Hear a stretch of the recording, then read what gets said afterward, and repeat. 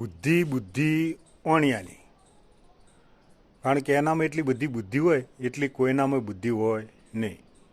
એકવાર એવું બન્યું કે વણિયો ભાઈ અને એક દરબાર જંગલમાં જતા હતા, અને એવું ઘોર જંગલ, ડર લાગે એવું, બીક લાગે એવું, અને વણિયો ભાઈ હોમેથી સિંહ ભાળી ગયા, મારું બધું મરી ગયા કે આ સિંહ આપણે ના છોડાય.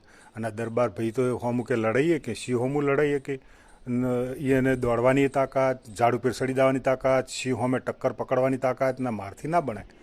વણિયા ભાઈએ તરત બુદ્ધિ ચલાવી દીધી.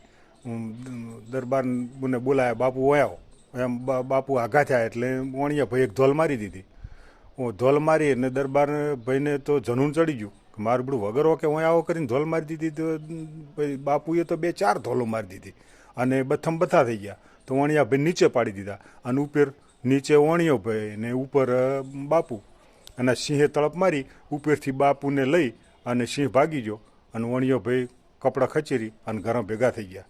એટલે બુદ્ધિ એને ચલાવી, બચી ગયા. એટલે બુદ્ધિ એના બાપની.